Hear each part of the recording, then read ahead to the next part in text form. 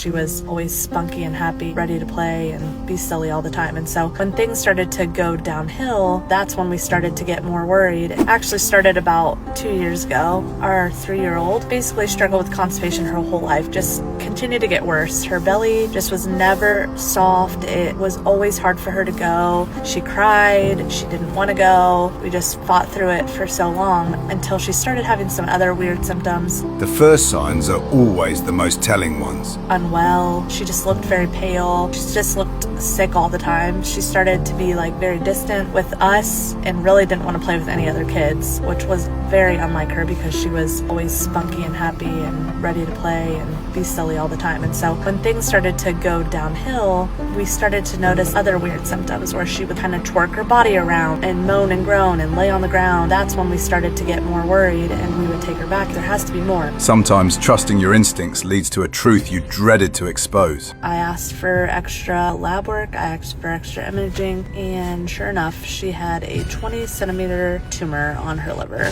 They pulled me aside and said, she has a mass, you aren't going home tonight, you will be transferred to the main building, we will do more testing from there to figure out what this is. I was in complete denial. I'm like, there's no way this is happening. You've told me this is poop for months. I don't believe you.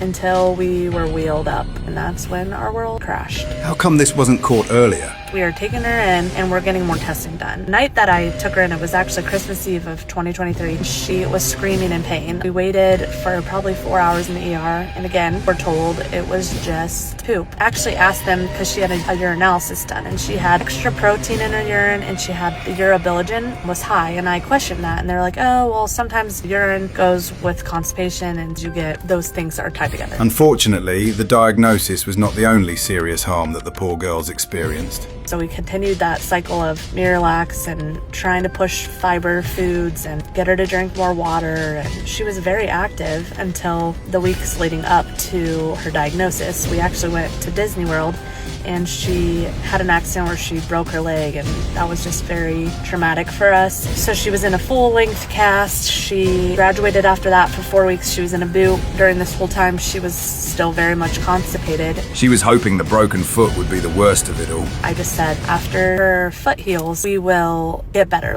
She can't go to the bathroom because she's got this full-length cast and she can't sit on the toilet right and get it out. And she's already used to holding her poop all the time. And so when she got the cast off, it just seemed like things were getting worse. Childhood cancer survival has improved dramatically with modern treatments. More than 80% of children now survive for at least 5 years after diagnosis, which is often considered a marker of cure. I think we can all agree that a mother's instinct should never be ignored.